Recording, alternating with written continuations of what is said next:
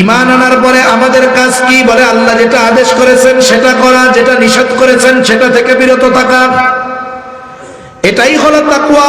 আর যেই মুমিন আল্লাহর আদেশ মানে, নিষেধ থেকে বেঁচে থাকে, সেই হলো মুত্তাকি। এখন ইচ্ছা করলেই একটা মানুষ মুত্তাকি হয়ে যেতে পারে না, কারণ এই তাকওয়া অর্জনের পথে হাজারো বাধা আছে, বিপত্তি আছে, শয়তান আছে, মানুষ শয়তান আছে, দুনিয়ার ওয়াসওয়াসা আছে। এটা তো এক কঠিন পথ। আল্লাহর সব আদেশ মানবো, সব নিষেধ থেকে বিরত থাকবো, মুত্তাকি হব, এটা তো কঠিন কাজ। আল্লাহ তাআলা বান্দার প্রতি বড় ইহসান করেছেন, দয়া করেছেন। আল্লাহ তাআলা বান্দাকে শুধু মুত্তাকি হওয়ার আদেশ দিয়েছেন এমনটা নয়, বরং সাথে সাথে বান্দা কেমনে মুত্তাকি হবে সেই পদ্ধতিও যিনি জানিয়ে দিয়েছেন তিনি কে? আল্লাহ রাব্বুল আলামিন কোরআনুল কারীমের মধ্যে যত আদেশ নিষেধ করেছেন সবগুলো বাস্তবায়নের পদ্ধতিও আল্লাহ তাআলা জানিয়ে দিয়েছেন দুই ভাবে। একটা হলো আদেশ করবার পর কিবা নিষেধ করবার পর ওই আদেশ নিষেধ বান্দা কেমনে নিজের জীবনে বাস্তবায়ন করবে, এটা আল্লাহ বলে দিয়েছেন সরাসরি সুস্পষ্ট। আবার অনেক আদেশ নিষেধ আছে যেগুলো করেছেন কিন্তু পদ্ধতিটা সরাসরি বলেন নাই, সূত্র দিয়ে দিয়েছেন। তাহলে কোরআনুল কারীমে যত আদেশ নিষেধ আল্লাহ করেছেন এগুলো পালনের পদ্ধতিও আল্লাহ বলে দিয়েছেন। তবে দুই সিস্টেমে, একটা হলো সরাসরি বলে দিয়েছেন আর একটা হলো ইঙ্গিত দিয়ে দিয়েছেন। কোরআনুল কারীমের মধ্যে ওয়াজ করেছেন, উপদেশ দিয়েছেন। কোরআনুল কারীমের মধ্যে বিধানাবলী সংক্রান্ত আয়াতের সংখ্যা হলো 500, বাকি প্রায় 6000 আয়াত। এগুলো সব ওয়াজ, নসিহত, উপদেশ, উপমা, ঘটনা। সাথে সাথে আল্লাহ তাআলা নিজেও আমার আপনার নবীজিকে বলেন ওয়াযাক্কির ফাইন্নায যিকরা তানফাউল মুমিনিন। আপনি বারবার উপদেশ দেন, বারবার নসিহত করেন, ওয়াজ করেন, উপদেশ দেন। কেন?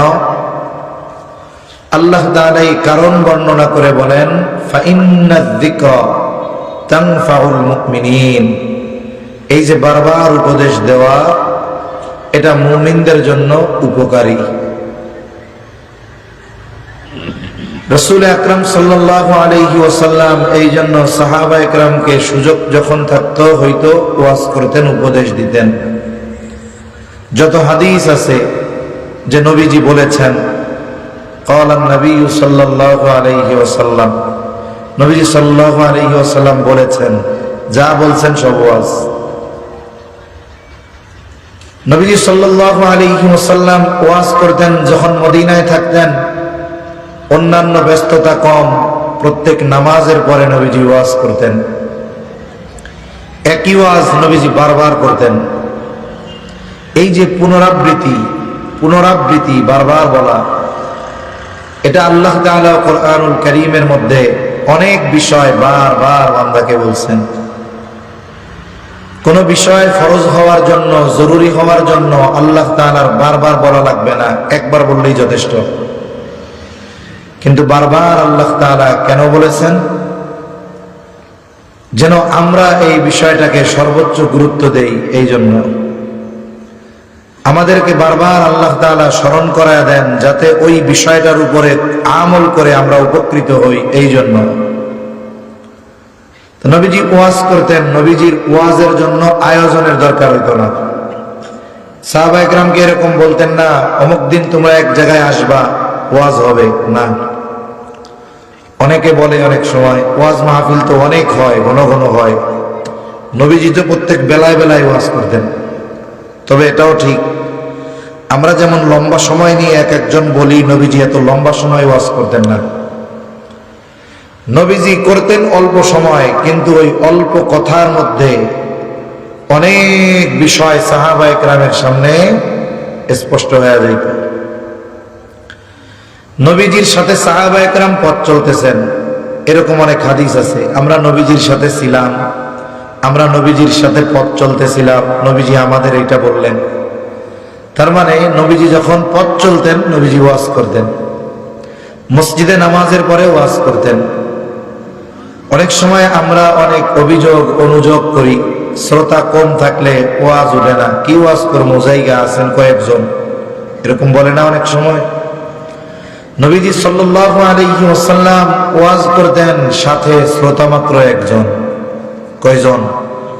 একজন। আমি একটা হাদিস আপনাদের খেদমতে পাঠ করেছি, এই হাদিসটাকে সামনে রেখেই কয়েকটা কথা মুযাকারা করব ইনশাআল্লাহ। যে হাদিসটা আপনাদের খেদমতে পাঠ করছি এটা তো নবীজির ওয়াজ, কিন্তু নবীজি যখন এই ওয়াজটা করছেন নবীজির সাথে শ্রোতা ছিল একজন। কয়জন?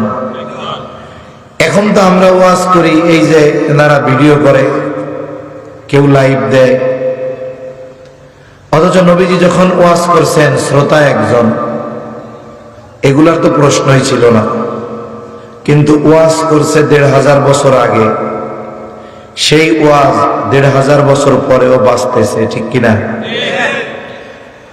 এ ওয়াজ পুরান হয় নাই, এ ওয়াজ বাঁচতেছে। পৃথিবী যতদিন থাকবে এই ওয়াজ চলবে। তাহলে আল্লাহর মিডিয়া কত স্ট্রং দেখছেন, ডিলিট হওয়ার কোনো সুযোগ নাই। তা এই সময়টাতে নবীজির সাথে যে একজন শ্রোতা ছিলেন ওনার নাম হলো আবু যর রাদিয়াল্লাহু তাআলা আনহু। নবীজি সাল্লাল্লাহু আলাইহি ওয়াসাল্লাম এই হাদিসের মধ্যে আবু যর রাদিয়াল্লাহু তাআলা আনহুকে 3টা উপদেশ দিয়েছেন। কয়টা উপদেশ? 3টা উপদেশ। এই 3 উপদেশ আমরা যদি মানি আমাদের জন্য উপকার। আল্লাহ নবীজিকে বলছেন উপদেশ দেন, যদি মুমিন উপদেশের উপরে আমল করে এটা মুমিনের জন্য উপকারী হবে, দুনিয়া আখিরাত উভয় জাহানের। নবীজির ওয়াজ শুনলে আমাদের উপকার, মানলে আমাদের উপকার, দুনিয়া আখিরাত উভয় জগতে। শ্রোতা একজন, নাম হলো আবু যর রাদিয়াল্লাহু তাআলা আনহু। عن أبي ذر رضي الله تعالى عنه قال قال لي رسول الله صلى الله عليه وسلم আবু যর রাদিয়াল্লাহু তাআলা আনহু বলেন, রাসূলুল্লাহ সাল্লাল্লাহু আলাইহি ওয়াসাল্লাম আমাকে বলেছেন, ক্বালা লি, তিনি আমার জন্য বললেন, মানে আমাকে বললেন, ইয়া আবু যর, হে আবু যর, ইত্তাকিল্লাহা হাইসুমা কুনতা, হে আবু যর তুমি যেখানেই থাকো না কেন আল্লাহ তাআলাকে ভয় করবা। 2 নম্বর নবীজি বলেন, ওয়া আতবি'is সাইয়্যাতাল হাসানাতা তামহুহা,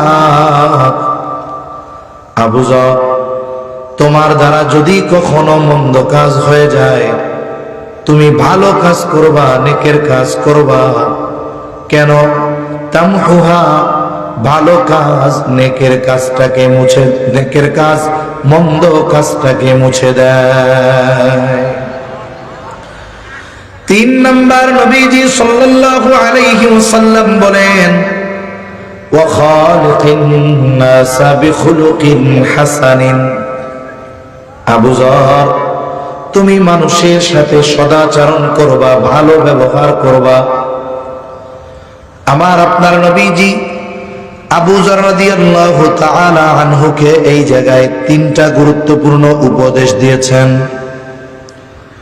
বুজুর্গানে দিন বলেন, যদিও উপদেশ 3টা, কিন্তু এই 3 উপদেশের আলোকে যদি কোনো ব্যক্তি আমল করে, তার জীবনকে সুসজ্জিত করে, তাহলে ওই ব্যক্তির আল্লাহর হক, তার নিজের হক এবং অন্যান্য সব মানুষের হক আদায় হয়ে যাবে।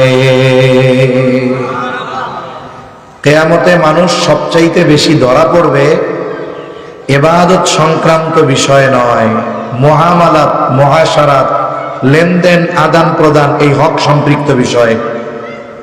কিয়ামতের দিন ইমানদারেরা বেশি ধরা পড়বে ইবাদত সংক্রান্ত বিষয়ের চাইতে হক সংক্রান্ত বিষয়ে বেশি ধরা পড়বে।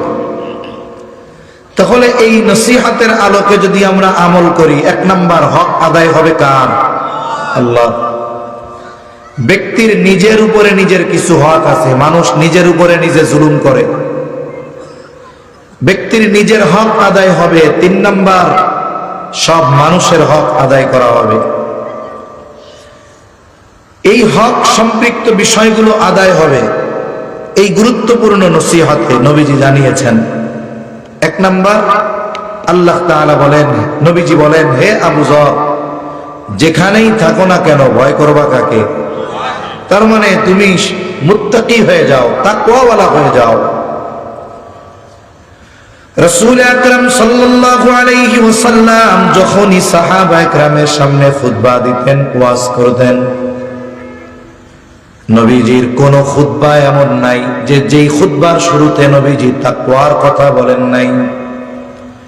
নবীজি সাহাবা একরামকে যখনই খুতবা দিতেন, ওয়াজ করতেন, জুমার দিন খুতবা দিতেন, খুতবার শুরুতেই নবীজি বলতেন, উসিকুম বিতাকওয়াল্লাহ,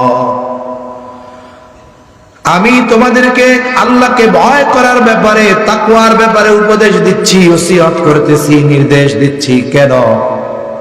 ফাইন্নাহু রাসু কুল্লি হিকমাহ, তাকওয়া হলো সকল হিকমত, সকল প্রজ্ঞার মূল।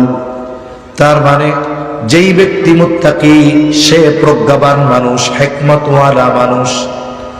নবীজি এই জন্য প্রত্যেক খুতবা বা বয়ানের শুরুতে তাকওয়ার নির্দেশ দিতেন।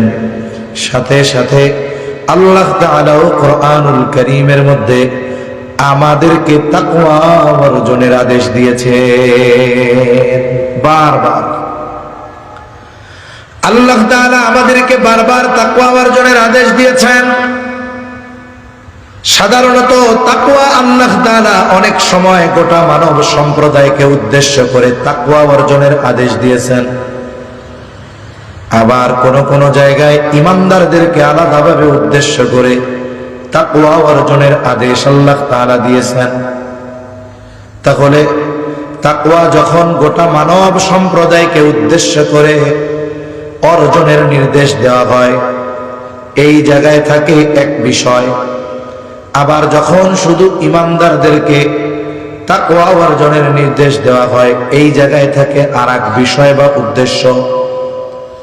এখন তাকওয়া যদি সমস্ত মানব জাতিকে উদ্দেশ্য করে অর্জনের নির্দেশ আল্লাহ দেন, এই জায়গায় তাকওয়ার অর্থ কি?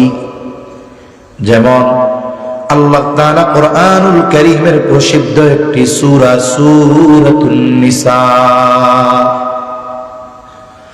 এই সূরার শুরুতে আল্লাহ তাআলা বলেন, ইয়া আইয়ুহান নাসুত্তাকু রাব্বাকুমুল্লাযী খালাকাকুম মিন নাফসিন ওয়াহিদাহ ওয়া খালাকা মিনহা যাওজাহা ওয়া বাসসা মিনহুমা রিজালান কাসীরান ওয়া নিসাআ।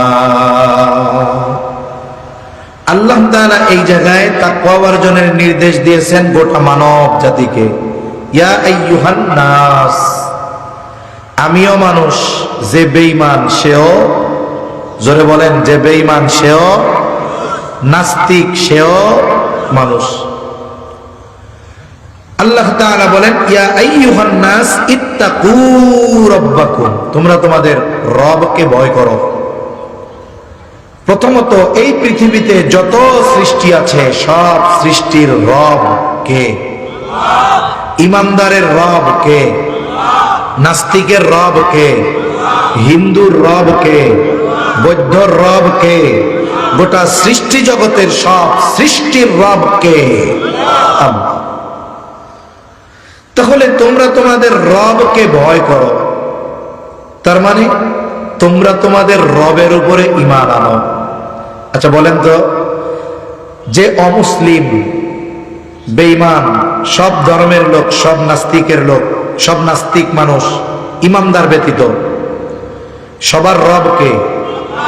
আচ্ছা সবাই কি আল্লাহর উপরে ঈমান আনছে? অথচ সবার রব কে? অথচ সবাই রবের উপরে ঈমান আনছে? আনে না। এজন্য আল্লাহ তাআলা যখন মানব সম্প্রদায়কে উদ্দেশ্য করে তাকওয়ার নির্দেশ দেন, তখন তাকওয়া দ্বারা উদ্দেশ্য হলো ঈমান। কি জোরে বলেন? তাহলে তাকওয়ার অর্থ যদি ঈমান হয়, উদ্দেশ্য যদি ঈমান হয়, তাহলে তরজমাটা কেমন হবে? ইয়া আইয়ুহান নাস, হে মানব সম্প্রদায়, ইত্তাকু রাব্বাকুম, তোমরা তোমাদের রবের উপরে ঈমান আনো। সমস্ত সৃষ্টির রব আল্লাহ, হিন্দুর রব আল্লাহ, বৌদ্ধের রব আল্লাহ, খ্রিস্টানের রব আল্লাহ। তার মানে আল্লাহ বলেন, হে মানব সম্প্রদায়, তোমাদের রবের উপরে তোমরা ঈমান আনো। কোন রব? কেন ঈমান আনবা?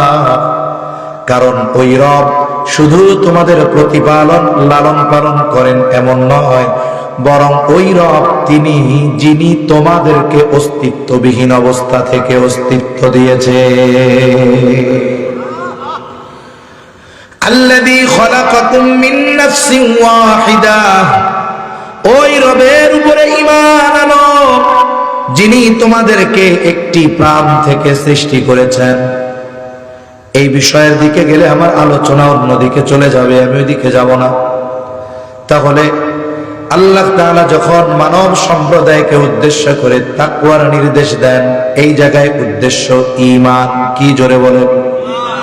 এখন থেকে যখন কোরআন পড়বেন, কোরআন যখন দেখবেন লেখা আছে ইয়া আইয়ুহান নাস ইত্তাকু, আল্লাহকে ভয় করো হে মানব সম্প্রদায়, তখন কি বুঝবেন? এই জায়গায় তাকওয়া দ্বারা উদ্দেশ্য কি?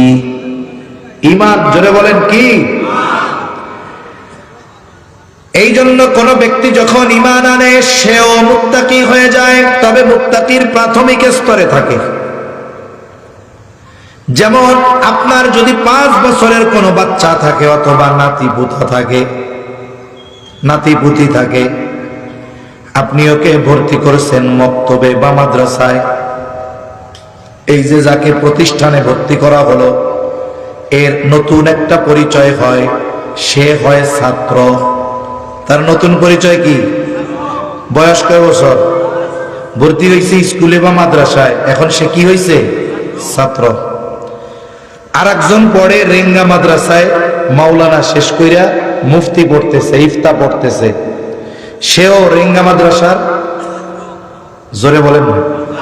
আপনাদের কি ঘুম আসতেছে? আমার কথা কি বুঝতে পারতেছেন? বোঝা যায় তো? আচ্ছা, তাহলে একটা তাকবীর দেন। নারায়ে তাকবীর, নারায়ে তাকবীর। এই তো মাশাআল্লাহ। এরকম আওয়াজ দিলে বোঝা যাবে যে মাত্র সন্ধ্যা পার হয়েছে।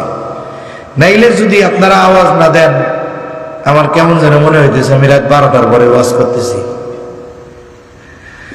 কথা বোঝা যায় তো? আলহামদুলিল্লাহ। তাহলে রেঙ্গা মাদ্রাসায় যে ইফতা পড়ে, মুফতি পড়ে, সেও ছাত্র। এই 2 দিন আগে যারে ভর্তি করছেন সেও ছাত্র। কিন্তু 2 ছাত্রের অবস্থান কি এক? হ্যাঁ, 2 জনের পরিচয় কিন্তু ছাত্র। ও হলো মাত্র ঢুকছে প্রাথমিক ছাত্র, আর উনি হলো হায়ার লেভেলের ছাত্র। কোন ব্যক্তি যখন ঈমান আনে সে হলো প্রাথমিক স্তরের মুত্তাকি। এই জন্য কোরআনুল কারীমের সর্ববৃহৎ সূরা, সেই সূরার নাম কি? সবচেয়ে বড় সূরা, এই সূরার নাম কি? জোরে বলেন, নাম কি? সূরা বাকারা। সবাই জানেন তো? জানার আওয়াজ তো হইল না। মানে আপনারা যে সবাই জানেন, আওয়াজ বলতেছে সবাই জানে না। সবচেয়ে বড় সূরার নাম কি? সূরা বাকারা। সূরার একেবারে শুরুতে আল্লাহ কি বলেন? আলিফ লাম মিম, যালিকাল কিতাবু লা রাইবা ফীহি হুদাল লিল মুত্তাকিন। আল্লাহ রাব্বুল আলামিন বলেন আলিফ লাম মিম। এর অর্থ আল্লাহ তাআলা ভালো জানেন। এরপর আল্লাহ তাআলা বলেন যালিকাল কিতাবু লা রাইবা ফীহি হুদাল লিল মুত্তাকিন। আল্লাহ তাআলা বলেন, আল্লাহ রাব্বুল আলামিন বলেন যালিকাল কিতাব, লা রাইবা ফি, ওইটা এমন এক কিতাব যার মধ্যে কোনো সন্দেহ নাই। শুধু তাই নয়, হুদাল্লিল মুত্তাকিন, এটা মুত্তাকিনদের জন্য পথ প্রদর্শক, মুত্তাকিনদের জন্য হেদায়াত। তাহলে এই জায়গায় মুত্তাকিন উদ্দেশ্য কি? মুত্তাকিন দ্বারা উদ্দেশ্য হলো মুমিন। তার মানে হুদাল্লিল মুত্তাকিন আই হুদাল্লিল মুমিনিন। তার মানে আল্লাহ তাআলা কোরআনুল কারীমের মধ্যে ঈমানদারদেরকেও মুত্তাকি বলে অভিহিত করেছে। তার মানে একজন ব্যক্তি যখন ঈমান আনে, সে মুত্তাকির প্রাথমিক অবস্থায় থাকে, প্রাথমিক স্তরে থাকে। ওই যে প্রতিষ্ঠানে ভর্তি হয়েছে মানে সে ছাত্র, কিন্তু সে প্রাইমারির ছাত্র। আর একজন মাস্টার্স কমপ্লিট করে যে কোনো বিষয়ের উপরে আলাদাভাবে অধ্যয়ন করতেছে, পিএইচডি করতেছে, সে হায়ার লেভেলের ছাত্র। আল্লাহ তাআলা যখন ঈমানদারদেরকে উদ্দেশ্য করে তাকওয়া অর্জনের নির্দেশ দেন, এই জায়গায় ঈমান আনা উদ্দেশ্য নয়। কারণ মানব সম্প্রদায়কে উদ্দেশ্য করে তাকওয়া অর্জনের নির্দেশ দিলে উদ্দেশ্য ঈমান আনা। এখন আমরা তো ঈমান আনছি, আমাদেরকেও আল্লাহ বলতেছেন যে তোমরা তাকওয়া অর্জন করো। তাইলে আমাদেরকে তাকওয়া অর্জন করতে বললেন, এর দ্বারা উদ্দেশ্য কি? এর দ্বারা উদ্দেশ্য আব্দুল্লাহ ইবনে আব্বাস রাদিয়াল্লাহু তাআলা আনহু বলেন, উদ্দেশ্য হলো আল্লাহর আদেশগুলো মানো, নিষেধ থেকে বাঁচো। আল্লাহর আদেশগুলো মানো, নিষেধ থেকে বাঁচো। একজন ব্যক্তি মুত্তাকি হওয়া ছাড়া জান্নাতে যেতে পারবে না। কেন পারবে না? এক নম্বর, ঈমান আনার মাধ্যমে মুত্তাকি হবে।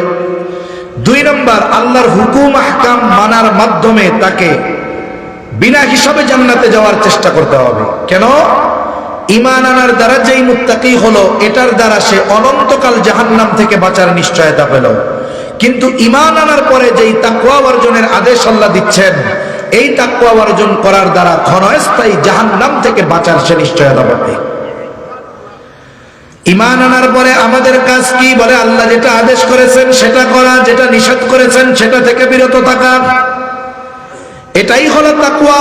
আর যেই মুমিন আল্লাহর আদেশ মানে, নিষেধ থেকে বেঁচে থাকে, সেই হলো মুত্তাকি। এখন ইচ্ছা করলেই একটা মানুষ মুত্তাকি হয়ে যেতে পারে না। কারণ এই তাকওয়া অর্জনের পথে হাজারো বাধা আছে, বিপত্তি আছে, শয়তান আছে, মানুষ শয়তান আছে, দুনিয়ার ওয়াসওয়াসা আছে। এটা তো এক কঠিন পথ। আল্লাহর সব আদেশ মানবো, সব নিষেধ থেকে বিরত থাকবো, মুত্তাকি হব, এটা তো কঠিন কাজ। আল্লাহ তাআলা বান্দার প্রতি বড় ইহসান করেছেন, দয়া করেছেন। আল্লাহ তাআলা বান্দাকে শুধু মুত্তাকি হওয়ার আদেশ দিয়েছেন এমনটা নয়, বরং সাথে সাথে বান্দা কেমনে মুত্তাকি হবে সেই পদ্ধতিও যিনি জানিয়ে দিয়েছেন তিনি কে? আল্লাহ রাব্বুল আলামিন কোরআনুল কারীমের মধ্যে যত আদেশ নিষেধ করেছেন, সবগুলো বাস্তবায়নের পদ্ধতিও আল্লাহ তাআলা জানিয়ে দিয়েছেন দুই ভাবে। একটা হলো আদেশ করবার পর কিবা নিষেধ করবার পর ওই আদেশ নিষেধ বান্দা কেমনে নিজের জীবনে বাস্তবায়ন করবে, এটা আল্লাহ বলে দিয়েছেন সরাসরি, সুস্পষ্ট। আবার অনেক আদেশ নিষেধ আছে যেগুলো করেছেন কিন্তু পদ্ধতিটা সরাসরি বলেন নাই, সূত্র দিয়ে দিয়েছেন। তাহলে কোরআনুল কারীমে যত আদেশ নিষেধ আল্লাহ করেছেন, এগুলো পালনের পদ্ধতিও আল্লাহ বলে দিয়েছেন। তবে দুই সিস্টেমে, একটা হলো সরাসরি বলে দিয়েছেন, আর একটা হলো ইঙ্গিত দিয়ে দিয়েছেন। দুইটা বিষয়ের যদি উদাহরণ আমরা সামনে আনি, বুঝতে সহজ হবে। ঈমানের পরে সবচেয়ে গুরুত্বপূর্ণ ইবাদত হলো নামাজ। নামাজ কত গুরুত্বপূর্ণ ইবাদত! কোরআনুল কারীমের মধ্যে আল্লাহ তাআলা 82 জায়গায় নামাজের কথা বলছেন। কয় জায়গায়? আরো জোরে। 82 জায়গায়। উলামায়ে কেরাম আছে, জিজ্ঞাসা করবেন, হুজুর আল্লাহ তো নামাজের আদেশ দিয়েছে কোরআনে, আমরা যে নামাজ পড়ি ফজরের 2 রাকাত সুন্নাত কিবা ফরজ যেইভাবে পড়ি, তাকবীরে তাহরিমা থেকে নিয়ে একেবারে সালাম ফেরানো পর্যন্ত যত মাসলা মাসাইল আছে, সারা দুনিয়ার উলামা একরামকে যদি শুধু কোরআন হাতে দিয়ে বলা হয় 2 রাকাত নামাজের যত মাসলা মাসাইল আছে শুধুমাত্র কোরআন থেকে, নবীজির হাদিস ধরা যাবে না, নবীজির সুন্নাহর কাছে যাওয়া যাবে না, শুধু কোরআন থেকে 2 রাকাত নামাজের সব মাসলা মাসাইল গুলো বের করে দেন, কিয়ামত পর্যন্ত যদি হায়াত দেওয়া হয়, আমার আপনার নবীর সিরাত বাদ দিয়ে, সুন্নাত বাদ দিয়ে শুধুমাত্র কোরআন থেকে 2 রাকাত নামাজের পদ্ধতি বের করা সম্ভব নয়। অথচ নামাজের আদেশ দিয়েছেন কে? জোরে জোরে কে দিয়েছেন? আছে কোথায়? কোরআনে। আছে কোথায়? নামাজের আদেশ আল্লাহ দিয়েছেন, এটা কোরআনে আছে, কিন্তু নামাজ কিভাবে পড়বো এ পদ্ধতি কোরআনে নাই। আসেনি? নাই। এখন আদেশ তো আল্লাহ করার পরে আদেশ বাস্তবায়নের পদ্ধতি আল্লাহ বলে দেয়। বলছে? বলে হ্যাঁ বলছে। আদেশ করেছেন নামাজের কে? বান্দা কি করবে? আল্লাহর আদেশের আনুগত্য করবে। কি করবে? ইতাআত করবে। কার আদেশের আনুগত্য করবে? এখন আমরা বললাম আল্লাহ আপনি তো আদেশ করলেন নামাজের, এখন এই আদেশের আনুগত্য কেমনে করব? এই আদেশ বাস্তবায়ন কেমনে করব? আমার মালিক আমাদের রব জবাব দিয়ে বলেন, বান্দা পেরেশানি কইরো না, নামাজের আদেশ দিয়েছি, এই আদেশের আনুগত্য কোন পদ্ধতিতে করবা, কেমনে করবা আমি আল্লাহ কোরআনে স্পষ্টভাবে বলি নাই, তবে বাদও রাখি নাই। আল্লাহ তাআলা বলেন, মান ইউতি'র রাসূল ফাকাদ আতাআল্লাহ। যে রাসূলের আনুগত্য করলো সে আনুগত্য করলো কার? জোরে বলেন না কার? এখন বলেন আমার সাথে, নামাজের আদেশ দিয়েছেন কে? এই আদেশের আনুগত্য করতে হবে কি হবে না? কেমনে করব? এই আনুগত্য রাসূলের থেকে শিখব, কেমনে নামাজ নামক এই আদেশের আনুগত্য করতে হয়। সেই জন্য আমার আপনার নবীজিও বলেন, সল্লু কামা রাআইতুমুনি উসাল্লি। তোমরা নামাজ পড়ো, কিভাবে পড়বা? আমাকে যেভাবে পড়তে দেখো সেইভাবে পড়ো। তার মানে আমাদেরকে নামাজের আদেশ দিয়েছেন আল্লাহ, আর আমাদেরকে ওই নামাজ পড়ার পদ্ধতি শিখিয়েছেন মুহাম্মাদুর রাসূলুল্লাহ সাল্লাল্লাহু আলাইহি ওয়াসাল্লাম। আমাদের দেশে সময়ের সাথে সাথে নতুন অনেক ফিতনার আবির্ভাব ঘটতেছে। এর মধ্যে একটি ফিতনার নাম আহলে কোরআন ফিতনা, হাদিস অস্বীকারীদের ফিতনা। আছে না নাই? এদের কিছু আলামত আছে। আমাদের জাতীয় মসজিদের সম্মানিত খতিব, বিশ্ববিখ্যাত আলেমে দ্বীন মুফতি আব্দুল মালিক সাহেব বারাকাল্লাহু ফি হায়াতি, সকলে বলি আমিন। হযরত কয়েকটা আলামত বলছেন। একটা আলামত হইল এরা কবর জগৎ, আলমে বরজখ অস্বীকার করে। এরা বলে কবরে সওয়াল জবাব এসব কিচ্ছু নাই, নাউজুবিল্লাহ বলেন। এরা এগুলা বলে, এরা হাদিস অস্বীকারী। এরপরে এরা নামাজ 5 ওয়াক্ত বিশ্বাস করতে চায় না। এই ধরনের অনেক কথা বলবে যে শুধু কোরআন মানতে হবে, হাদিস মানার দরকার কি? আচ্ছা বলেন তো, কোরআন কালাম কার? কালাম যে আল্লাহ, এটা কি আল্লাহ আমাদের সরাসরি লেখা বই আকারে দিছে? সাহাবায়ে কেরাম আল্লাহর এই কালাম কার জবান দিয়ে শুনছে? জোরে বলেন না, কার জবান দিয়ে? নবীজির জবান দিয়ে, তাই না? তাহলে কোরআন সাহাবায়ে কেরাম শুনছে নবীজির জবান দিয়ে, তাইলে যেটাকে আমরা হাদিস বলি ওইটা কি আমার বাপদাদার কথা? কার? নবীজি মুখ দিয়া বইলা বলছে এটা কোরআন, বিশ্বাস করলা, ওই নবীর জবানের কথা, হাদিস বিশ্বাস করো না, চিটিংবাজি পাইছো কোথায়? মনে রাখবেন, যারা হাদিস অস্বীকার করে এরা কোরআন অস্বীকারকারী। এটা মুখ দিয়ে বলে না কিন্তু, কারণ কোরআন তো আল্লাহ সরাসরি লেখা দেন নাই, তক্তায় কিতাব আকারে পাঠান নাই। নবীজির কাছে আল্লাহ কোরআন নাজিল করছেন। কোরআন এই যে কিতাব আকারে লিপিবদ্ধ অনেক পরে হয়েছে, হযরত ওসমান রাদিয়াল্লাহু তাআলা আনহুর সময় ব্যাপকভাবে এটাকে একেবারে সুন্দর করে একত্রিত করে এরপরে করা হয়েছে। এর আগে তো সাহাবায়ে কেরাম মুখস্থ করে রাখতো, কেউ চামড়ায় লেখা রাখছে, কেউ গাছের বাকলে লেখা রাখছে, কেউ মুখস্থ করে ফেলছে, ওনাদের স্মরণ শক্তি অনেক ছিল। তার মানে যারা বলে আমরা আহলে কোরআন হাদিস অস্বীকার করে, এরা নিঃসন্দেহে কোরআন অস্বীকারী, কোনো সন্দেহ নাই। কারণ কোরআনও আমরা পাইছি তো নবীর জবান দিয়ে, নবী বলছে এটা আল্লাহর কালাম, আমরা বিশ্বাস করে নিয়েছি। তাইলে ওই নবীর কথা বিশ্বাস কইরা কোরআনরে বিশ্বাস করো, আর ওই নবীর কথা হাদিস এটাকে বিশ্বাস করো না। এ চিটিংবাজি চলবে না। এটা মোটা জ্ঞানের অধিকারী মানে সূক্ষ্ম জ্ঞানের অধিকারী হওয়া লাগে না, এটা একজন সাধারণ মুসলমানই বুঝবে। এগুলো ভণ্ড বাটপা, এগুলো ভ্রান্ত আকীদা, এজন্য সাবধান থাকতে হবে এগুলো থেকে। আল্লাহ হেফাজত করুন। তাহলে কোরআনে নামাজের আদেশ, নামাজ শিখিয়েছেন মুহাম্মদুর রাসূলুল্লাহ সাল্লাল্লাহু আলাইহি ওয়াসাল্লাম। যেমন হজ করতে হবে, যার সামর্থ্য তার জন্য হজ করা ফরজ। আদেশটা কার? আরো জোরে বলেন কার? এখন হজ কেমনে কেমনে করব? পদ্ধতি তো পরিপূর্ণ কোরআনে নাই।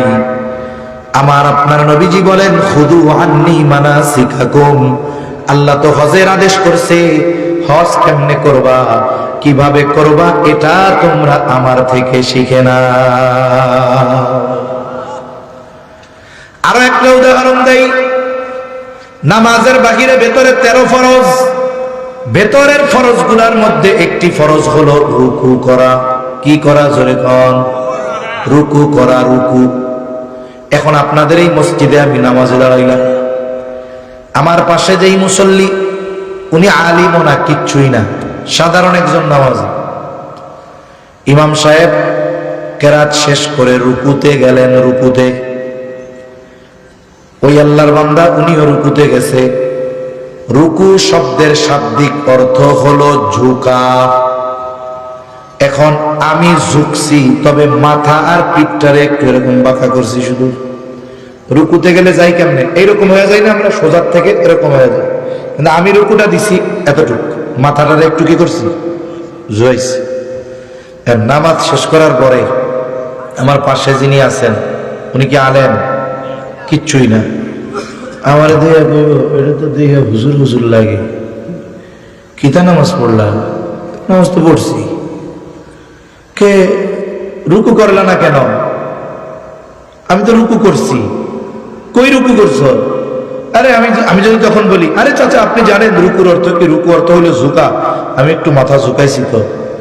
ইতারে তো রুকু হয় না ভাই, আপনাদের ভাষায় আমারে কইব আর কি। মনে করেন মুরব্বী যারা, এনারা তো আর শুদ্ধ ভাষা পারে না, এই জন্য অনেক মুরব্বীর সাথে কথা বলি, মাঝে মধ্যে বুঝি না, মাঝে মধ্যে ওনারা 2-4টা বলে, আমি একটু মাঝে মধ্যে শিখি, ভালোই লাগে আলহামদুলিল্লাহ। তাই তারে তো রুকু হয় না। এখন আমি যদি তারে বলি রুকু কাকে বলে, কারে রুকু হবে, হলো তুমি সোজা থেকে একবারে এরকম বাঁকা হয়ে যাবে, ডালের মতো হয়ে যাবে, এলের মতো হয়ে যাবে।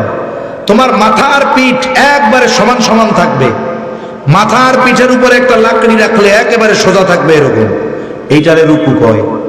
এখন ওনারে যদি বলি আল্লাহ তো বলছে রুকু করতে, রুকু মানে ঝুঁকা, তাইলে রুকু মানে যে এতটুকু ঝুঁকতে হবে, কতটুকু থাকতে হবে, এটা কোথা থেকে শিখছেন? উনি বলবেন আমরা নবী শিখাইছে। তার মানে কি রুকুর আদেশ করছে কে? রুকু কিভাবে করতে হবে, কতটুকু থাকতে হবে, এটা শিখাইছে কে? নবীজি। তাহলে কি বলতেছিলাম, আল্লাহ তাআলা যখন কোনো আদেশ করেন, ওই আদেশ বাস্তবায়নের সুস্পষ্ট পদ্ধতিও আল্লাহ বলে দেন।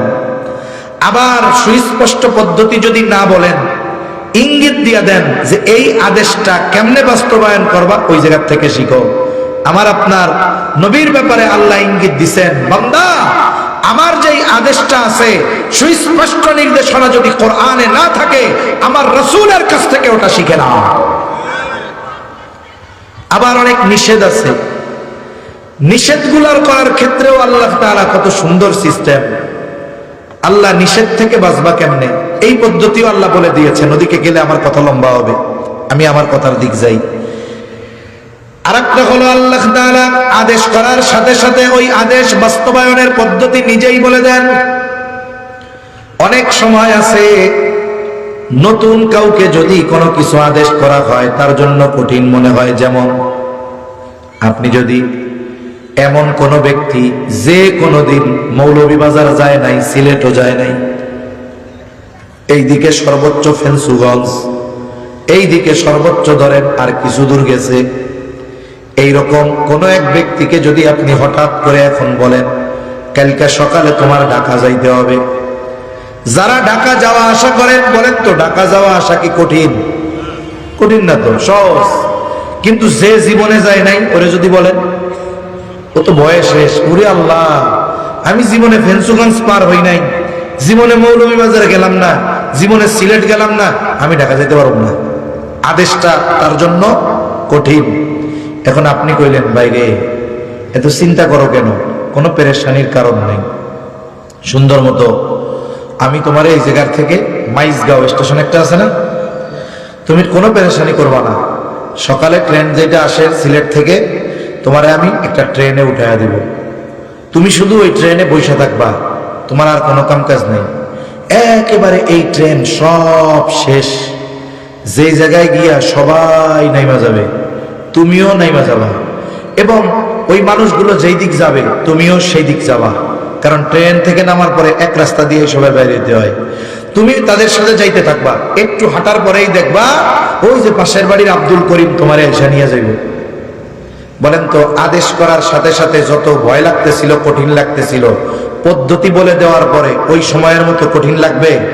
এখন মনে হয় ও তাইলে তো সহজই আছে, বসমু নামমু আর জানু। এখন মনে করেন ওরে দিচ্ছেন ট্রেনে উঠেয়া, ও সুন্দর মতো কমলাপুর নাইমা মানুষের সাথে হাঁটতেছে, ও তো কিছুই চিনে না।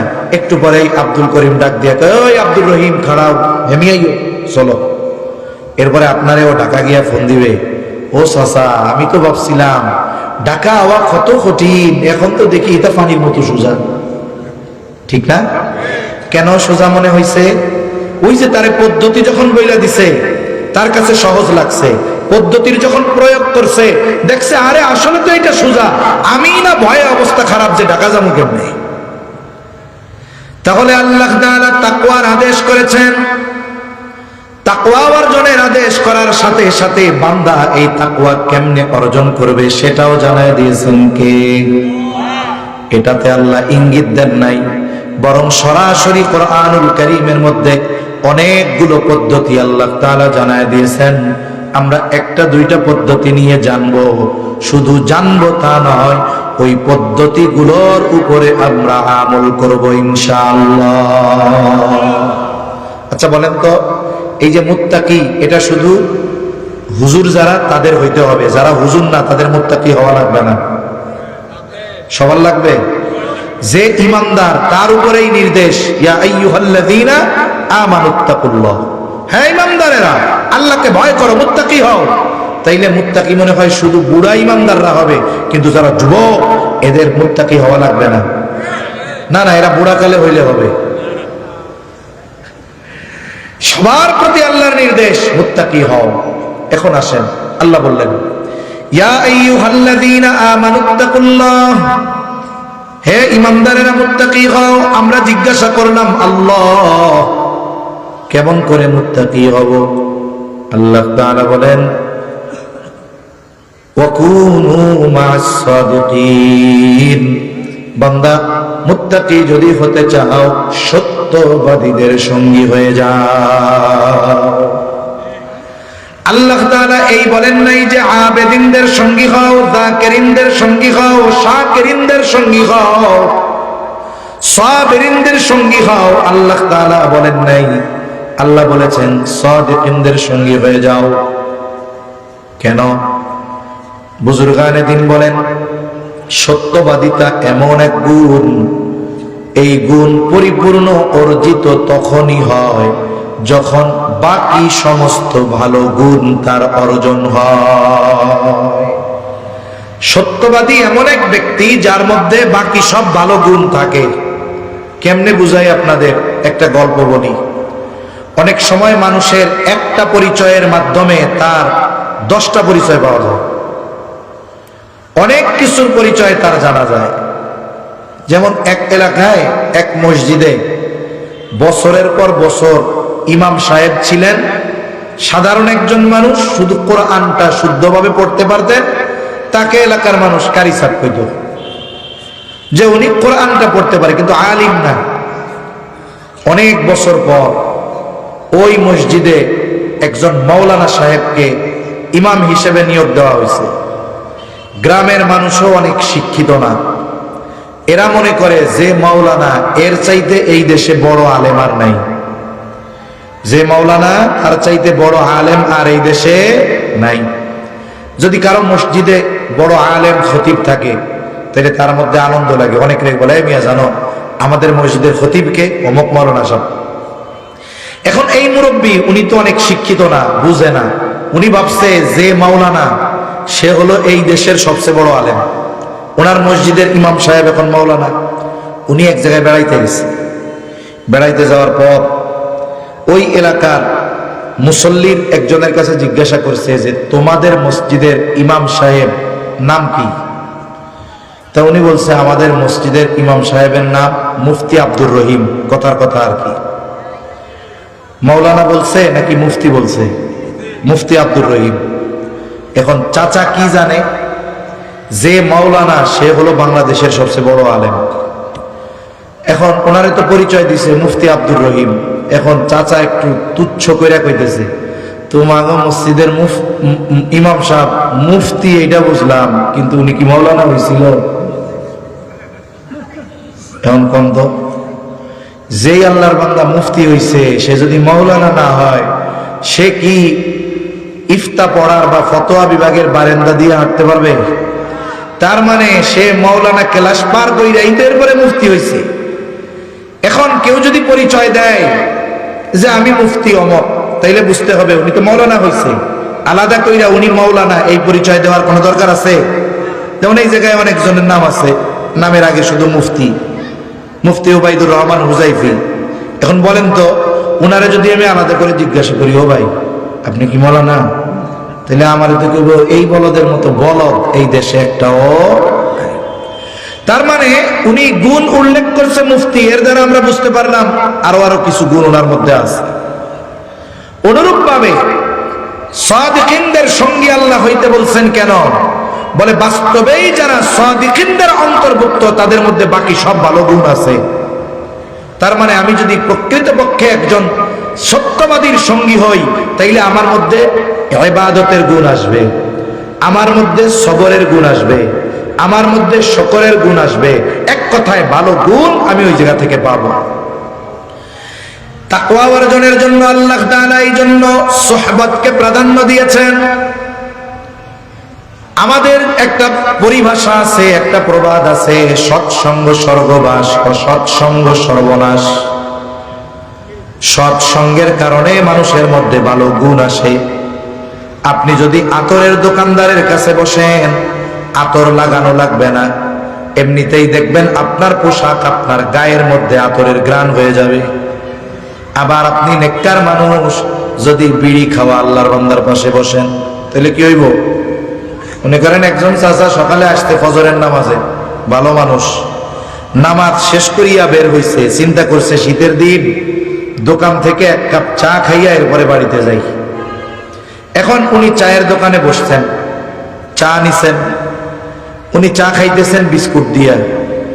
আর সমাজে কিছু আল্লাহর বান্দা আছে চা খায় বিড়ি সিগারেট দিয়া, আছে না এরকম? দেখবেন খুব যত্ন কইরা ডান হাতে সিগারেটটা টানে আর বাম হাত দিয়া এক টান বিড়ি খায়, আর ওই ধুমারে চা দিয়া গিলে, আছে না এরকম?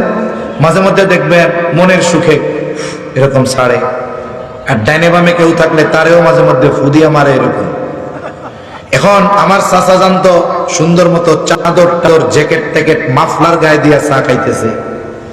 এখন ওই লোক সিগারেটও খায়, ধুমাও ছাড়তেছে, ধুমায় গায়ে টায় লাগতেছে। এখন চাচা চা পান খাইয়া বাড়ি গেছে, বাড়ি গিয়া পোশাক টোশাক খুলছে। একটু পরে চাচি এসে কয়, সি সি সি সি সি সি, আপনি তাহাজ্জুদের নামাজ পড়েন, ফজরের নামাজে আগে আগে যান, এতদিন তো বুঝি নাই ফজর কইরা আপনি দেরি কইরা আসেন কেন? আপনি এই বুড়াকালে বিড়ি খাওয়া ধরছেন তাই না? চাচা তো আকাশ থেকে পড়ছে, কয় কি আমি বিড়ি এইসব জীবনেও খাই নাই, এখনো খাই নাই, কোনোদিন খাই নাই। কয় না না না, আপনার জ্যাকেট, আপনার রুমাল, আপনার মাফলার, চাদর সবকিছুর থেকে বিড়ির গন্ধ আসতেছে, আর আপনি কোন যে আপনি সিগারেট খান নাই। আসলে কি চাচা সিগারেট খাইছে? এই দোষটা কেন হইল? সঙ্গের কারণে। মনে রাখতে হবে, অনেক সময় ভালো মানুষ ফেসে যায় খারাপ মানুষের সঙ্গের কারণে। অনেক সময় খারাপ মানুষ ভালো হয়ে যায় ভালো মানুষদের সাথে থাকার কারণে। চুম্বকের একটা গুণ আছে, চুম্বক লোহার চাইতে দুর্বল, মজবুত না, কিন্তু একটা গুণ আছে যে চুম্বক অন্যান্য লৌহজাত দ্রব্যকে আকর্ষণ করতে পারে, নিজের দিকে টানতে পারে। লোহার মধ্যে এই গুণ নাই। লোহা যদি এখন চুম্বকরে মায়ের দিয়ে কয়, ওই তোর ওই গুণ আমারে দে, নাইলে কিন্তু তোরে মাইরা একেবারে টুকরা টুকরা করে ফেলাবো। বলেন তো, যতই ক্ষমতা দেখাক না কেন, চুম্বকের গুণ লোহা অর্জন করতে পারবে? যদি মস্তানি না দেখাইয়া, অহংকার না করিয়া, সুন্দর মতো ওই লোহার টুকরাটা যদি চুম্বকের টুকরার সাথে লাইগা থাকে, চুপ করে বয়া থাকে, এক মাসও লাগবে না। যদি কয়েকদিন লোহা চুম্বকের সাথে লেগে থাকে, ওই চুম্বকটাকে কিছুদিন পর আলাদা করবেন লোহা থেকে। এইবার ওই লোহাটা নিয়ে যখন আরেকটা লোহার দিকে ধরা হবে, ওই লোহাটা তখন আরেকটা লোহাকে আকর্ষণ করবে নিজের দিকে। এই যে আকর্ষণ করার গুণ লোহা অর্জন করেছে, অহংকার, শক্তি আর বিদ্যা বুদ্ধি দিয়ে নয়, বরং সোহবতের মাধ্যমে। এই জন্য সঙ্গর বড় একটা প্রভাব। যেমন মানুষের সাথে আমার সঙ্গ হবে, ওই মানুষের গুণ ভালো হোক কিংবা মন্দ আমার মধ্যে আসবে। দেখুন, এই দেশে অনেক বড় বড় আহলুল্লাহ আছে, বুজুর্গ আছে, যারা আলিম না, কিন্তু হাজারো আলিম তাদের হাতে বায়াত। যেমন একজন ছিলেন প্রফেসর হামিদুর রহমান রহমাতুল্লাহি আলাইহি, হাফেজ হুজুর রহমাতুল্লাহি আলাইহি এর খলিফা ছিলেন প্রফেসর হামিদুর রহমান রহমাতুল্লাহি আলাইহি। 1 বছরের মতো হয়েছে মনে হয় ইন্তেকাল করেছেন। ইসলামের জন্য অনেক খেদমত নীরবে নিবৃত্তে করেছেন। উনি বুয়েটের একজন প্রফেসর, কিন্তু হাফেজি হুজুরের সোহবত তাকে এত এত দামি বানায় দিয়েছে, দেশ বিদেশের হাজারো হাজারো শাইখুল হাদিস, বড় বড় মুফতি আলিমরা ওই হামিদুর রহমান সাহেব রহমাতুল্লাহি আলাইহির সাথে সম্পর্ক রাখতে। কোন আশায়? ওই যে হাফেজি হুজুরের যে সোহবত অর্জন করছে উনি, ওই রুহানি ইলম ফয়েজ লাভ করার আশায় হাজারো শাইখুল হাদিস হাত রাখছে একজন বুয়েট প্রফেসরের হাতে। দাম বাড়ছে কিসে? উনি কি আলিম, শাইখুল হাদিস না, হাফেজি হুজুরের সোহবতে দাম বেড়ে গেছে। বাংলাদেশে আর একজন আছেন, হারদুই হযরতের খলিফা আবরারুল হক সাহেব রহমাতুল্লাহি আলাইহির খলিফা অধ্যক্ষ মিজানুর রহমান সাহেব, ওনার হাতেও বাংলাদেশের হাজারো উলামা ইকরাম বায়াত। কেন গেছে? উনি তো একজন জেনারেল শিক্ষিত। কেন গেছে? বলে উনি যে হারদুই হযরত আবরারুল হক রহমাতুল্লাহি আলাইহির সোহবতে থাইকা যেই গুণ অর্জন করছে, ওই গুণ পাওয়ার আশায়। তার মানে বোঝা গেল মূল বিষয়টা হলো, অনেক সময় আলিম হওয়া লাগে না, বলে ভালো মানুষের সোহবতে যদি যাওয়া যায়, যদি সম্পদ অর্জন করা যায়, আলিমরাও ওই জেনারেলের কাছ থেকে ওই সম্পদ হাসিলের জন্য চলে আসে। সোহবতের বড় দাম। এজন্য তরুণ যুবক ভাই যারা আছেন, ওনারা মনে করতেছে আমরা তো আর সময় নাই, আল্লাহ ওয়ালা হাতে যাবো কেমনে। সাদিকিন শব্দটা বহু বচন, এর দ্বারা বহুত কিছু শিক্ষার আছে। আপনি এক জায়গায় গিয়ে একজন ভালো লোকের সাথে মিশবেন এমনটা নয়। আপনি কলেজে ভর্তি হয়েছেন, যে কলেজে ভর্তি হবে সে চাক বা না চাক কিছু মানুষের সাথে তার সম্পর্ক হবে কি হবে না? এখন আপনার তো সম্পর্ক হবে, বন্ধুত্ব হবে, বন্ধু লাগবে। এখন কি করবেন? দেখবেন এই কলেজে কে নামাজি, কে অশ্লীল মন্দ গুনার কাজটা করে না, কে নবীর সুন্নাতের উপরে বেশি চলার চেষ্টা করে। আপনি গিয়ে তারে বন্ধু বানাবেন, তাহলে কি হবে? তার যেই প্রভাব আপনার মধ্যে আসবে। কিন্তু আপনি একজন ভালো ছেলে ছিলেন, নামাজ কালাম বাড়িতে থাকতে পড়তেন, এমসি কলেজে ভর্তি হইয়া একজন টেডি ডিজিটাল বড় নেতার সাথে বন্ধুত্ব লাগাইছেন, কি হবে? আগে নামাজ কালাম পড়তেন, কয়দিন পরে হাফ প্যান্ট পরে ঘুরবেন। এরকম বহুত লোক আমরা দেখছি। ভালো মানুষ ছিল, নামাজি ছিল, দাড়িওয়ালা ছিল, কিন্তু কলেজ ইউনিভার্সিটিতে গেছে, বন্ধু নির্বাচনে ভুল করছে, সঙ্গী নির্বাচনে ভুল করছে, অথচ ওই ভালো সুন্দর চরিত্রওয়ালা সন্তানটা, ছেলেটা সঙ্গদোষের কারণে সর্বোচ্চ খারাপ চরিত্রের অধিকারী হয়ে গেছে। এজন্য অভিভাবক যারা, আপনারা আমরাও যখন সন্তানদেরকে দূরে লেখাপড়া করতে পাঠাই, এই বিষয়গুলোর ব্যাপারে গুরুত্ব দিব। যেই ছেলেটা হাই স্কুলে পড়া অবস্থায় ম্যাট্রিক পরীক্ষার আগে জীবনে কোনোদিন সিগারেটের দিকে তাকায় দেখে নাই, ওই ছেলেটা কলেজে যাইয়া খারাপ বন্ধুদের সঙ্গ পেয়ে এবার গাঁজা ফেন্সি ডিলার নেশার জগতের মধ্যে ঢুকে গেছে। এরকম আছে না নাই? এই যে খারাপ যে হলো, কিসের কারণে? সঙ্গদোষের কারণে। আবার এই দেশের হাজারো যুবক আছে, ইউনিভার্সিটির ছাত্ররা আছে, বুয়েট কুয়েট রুয়েট খুয়েট বলেন আর জাহাঙ্গীরনগর বলেন, হাজার হাজার ছাত্র আছে, ঢুকছিল ডিজিটাল হইয়া, কনসার্ট করতো, গান গাইতো, হাফ প্যান্ট পরা ঘুরতো, কিন্তু ভাগ্যক্রমে 2-4 জন ভালো বন্ধু জুইটা গেছে। এই ভালো বন্ধু পেয়েছে, সঙ্গ পেয়েছে, দুনিয়ার সব ছেড়ে দিয়ে দাড়ি টুপি সুন্নতি লেবাস গায়ে দিয়া আল্লাহওয়ালার বেশে এখন দেখলে মনে হয় কোন মাদ্রাসার মনে হয় মুহাদ্দিস কিবা শাইখুল হাদিস। শুধু তাই না, লম্বা জামা দাড়ি টুপি সব পরিধান করে ওই ইউনিভার্সিটির ক্লাস করতেছে, এমনও হাজারো ছাত্র ছাত্রী এই দেশে আছে না না? সোহবতের কারণে অধিকাংশ ছাত্রের পরিবর্তন সোহবতের কারণে, ভালো মানুষের সঙ্গের কারণে। এজন্য সর্বক্ষেত্রে আমরা যদি আল্লাহর হুকুম আহকাম মানতে চাই, নিষেধ থেকে বাঁচতে চাই, মুত্তাকি যদি হতে চাই, সঙ্গ নির্বাচন করতে হবে, সঙ্গী নির্বাচনে সতর্ক হতে হবে, সাদিকিন তথা সত্যবাদীদের সঙ্গী হিসাবে গ্রহণ করতে হবে। নির্দেশটা কার? জোরে বলেন, আরো জোরে বলেন কার? সব সময় চেষ্টা করব যে আমার চাইতে ভালো তাকে বন্ধু বানানোর জন্য। তাইলে কি হবে? তাহলে তার যেহেতু ভালো বেশি, তার মধ্য থেকে আমার মধ্যে কিছু আসবে, তাই না? আসবে। তাহলে 1 নাম্বার পদ্ধতি আল্লাহ বলেন ওয়াকুনু মা'আস সাদিকিন, মুত্তাকি যদি হতে চাও সত্যবাদীদের সঙ্গী হয়ে যাও।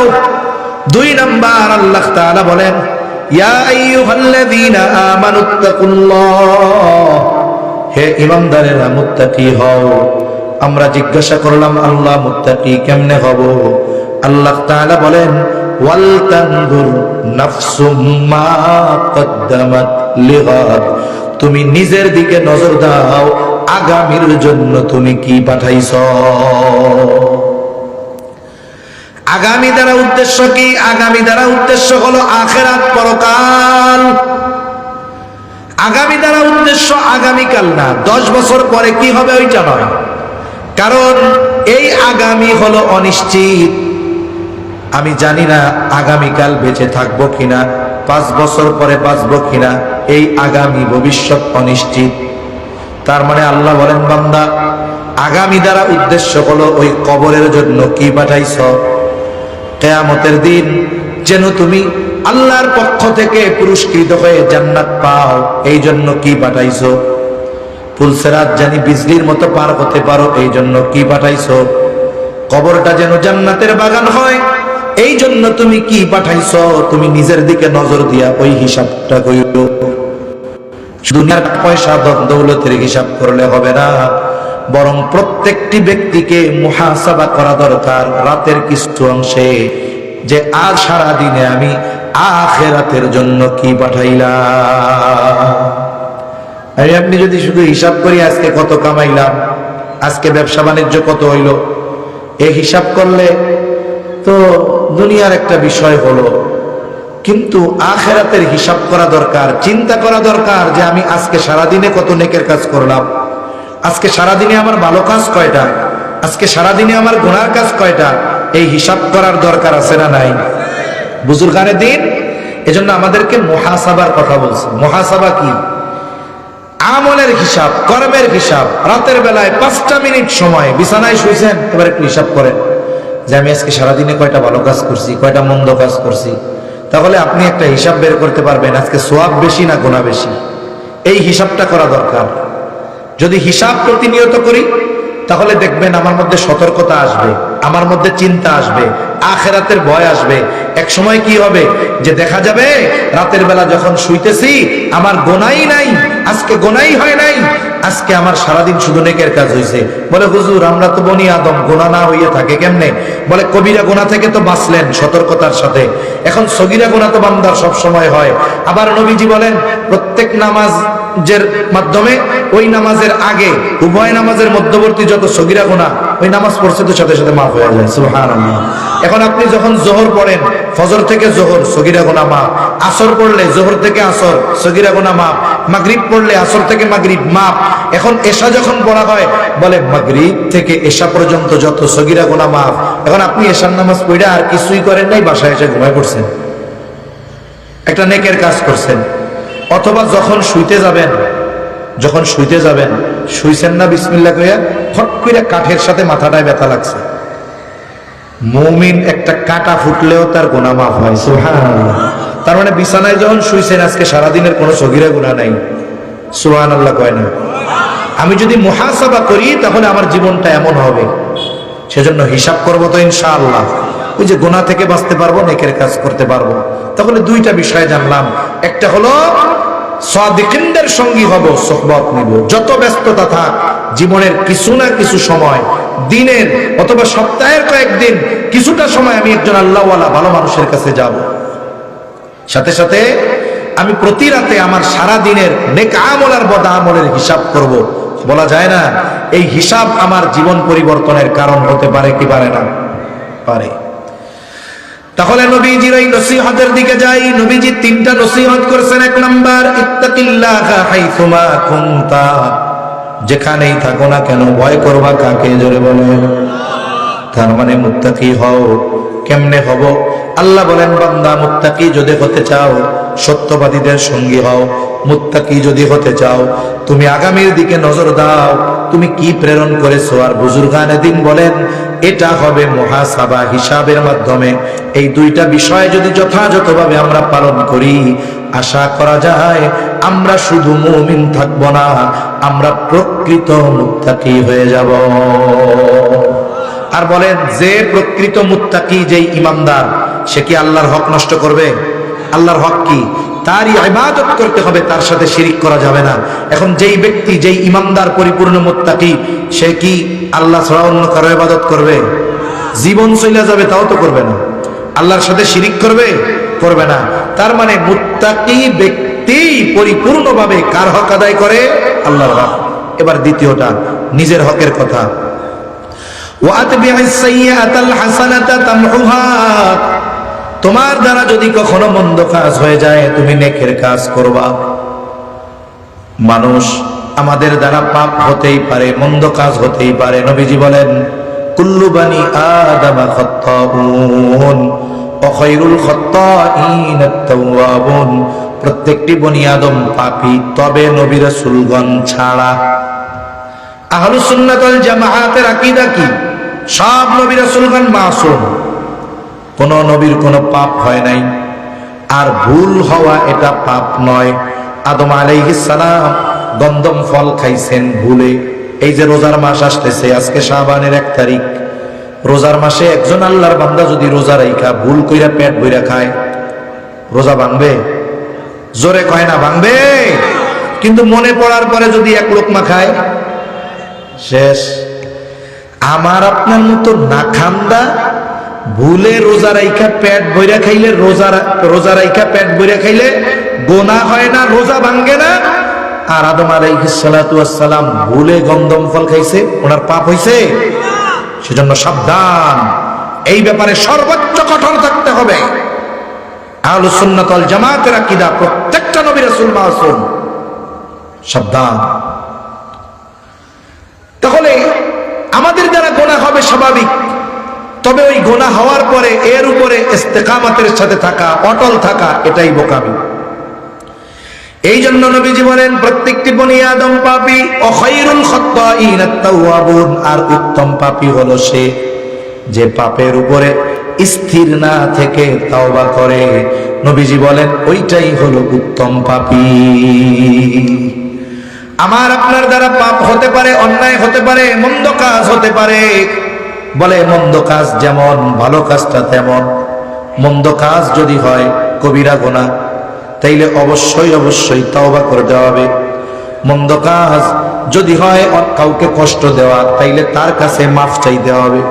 এই জন্য মন্দ কাজ যদি হয় বান্দার হক নষ্ট করা, তাইলে আস্তাগফিরুল্লাহ পড়লে কাজ হবে না, আগে তার কাছে মাফ চাইতে হবে। ঠিক কিনা বলে? এই জন্য মন্দ কাজ যেমন বিপরীতে ভালো কাজটা তেমন।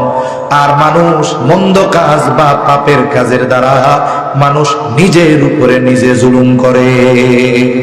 আচ্ছা, আমি যদি পাপ করি শাস্তি কি আপনি পাবেন না আমি পাবো? তাইলে আমি পাপ করার মাধ্যমে আমাকে আমি শাস্তিযোগ্য করে তুললাম, আমার উপরে আমি জুলুম করলাম। এই যে শাবান মাস শুরু হয়েছে, এর আগের মাসের নাম ছিল কি মাস কন্ত? রজব মাস। রজব মাস হইল হারাম সম্মানিত মাস সমূহের মধ্যে একটা মাস, তাই না? এই হারাম মাসে আল্লাহ তাআলার পক্ষ থেকে সব বান্দাদের উপরে আম একটা নির্দেশ আছে। নির্দেশটা কি? ফালা তাযলিমু ফীহিন্না আনফুসাকুম। বিশেষ করে এই রজব মাস সহ বাকি যে 3 মাস, মোট 4 মাস সম্মানিত মাস, এই মাস সমূহের ব্যাপারে আল্লাহর একটা গুরুত্বপূর্ণ নির্দেশ, ফালা তাযলিমু ফীহিন্না আনফুসাকুম। এই হারাম মাস সমূহে তোমরা নিজেরা নিজেদের উপরে জুলুম করবা না। নির্দেশ কার? কি বলছে? নিজের উপরে নিজে জুলুম করবা না। তাহলে মানুষ নিজের উপরে নিজে জুলুম করে কেমনে? বলে পাপ কাজ করার মাধ্যমে। মোবাইলে গান দেখতেছে, ও তো মনে করতেছে মজা, আসলে কেউ কি মজা করতেছে না নিজের উপরে জুলুম করতেছে? মিথ্যা বলতেছে, সুদ খাচ্ছে, করতেছে অন্যায়, নিজের উপরে নিজে জুলুম করতেছে। কারণ তার এই অপরাধের শাস্তি আরেকজন ভোগ করবে না, এটা তারাই ভোগ করতে হবে। তাহলে আমি পাপ করার মাধ্যমে আমার উপরে জুলুম করি। যদি ভালো কাজ করি, তার মানে মন্দ কাজটা যেমন, ওইটার আলোকে যখন ভালো কাজ করব, কবিরা গুনাহ করলে তওবা করব, তখন কি হবে?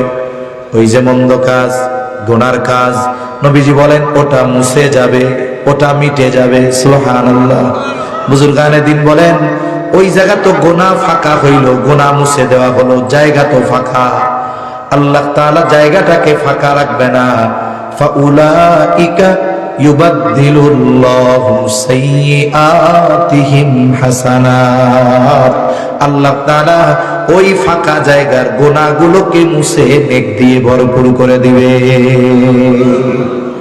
তাইলে যদি গুনার কাজ হয়, আমরা কি স্থির থাকবো না খালেস ভাবে তওবা করব? তাইলে লাভ কাদের? তওবা করার মাধ্যমে আমি আমার হক আদায় করলাম। মধ্যে দিয়ে আর একটা কথা বলি, আজকে শাবানের কয় তারিখ? জোরে বলেন না। 1 তারিখ। আজকে থেকে আমরা প্রত্যেকদিন তারিখ গুনবো, প্রত্যেকদিন মাগরিবের সময় এসে হিসাব করব। আজকে গেছে 1 তারিখ, কারণ সূর্যাস্তের সাথে সাথে আরবি তারিখ শুরু না, কালকে হিসাব করব। আজকে শাবানের চাঁদের 2 তারিখ। কেন? কারণ নবীজি বলেন আহসু হেলালা শাবান আলি রমাদান। তোমরা রমজানের জন্য শাবানের চাঁদ তথা শাবানের তারিখ গণনা করো। এই তারিখ গণনা করব, আমার আপনার আমলনামায় সওয়াব যোগ হতে থাকবে। সুবহানাল্লাহ বলেন। আমার কথা শেষ, কথা শেষের দিকে। 3 নাম্বার, নবীজি সাল্লাল্লাহু আলাইহি ওয়াসাল্লাম বলেন, আচ্ছা ঠিক আছে, আসো। তাহলে মানুষ নিজের উপরে নিজে পাপ করে কিসের মাধ্যমে? জুলুম করে কিসের মাধ্যমে? পাপ কাজ করার মাধ্যমে, ঠিক কিনা? আর এই যে শাবান মাসে মনে শুনেন, সব কথা মনে রাখা যায় না, কিন্তু ওয়াজের কিছু টার্নিং পয়েন্ট আছে, পয়েন্টগুলো মনে রাখতে হবে। এই যে একটা ফাঁকে দিয়া জেহেনে আল্লাহ দিছে, এই জন্য কইলাম শাবানের 1 তারিখ, কালকে 2 তারিখ, প্রত্যেকদিন গুনবো তো ইনশাআল্লাহ।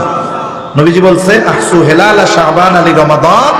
তোমরা রমজানের জন্য শাবানের চাঁদ তথা তারিখ গণনা করো।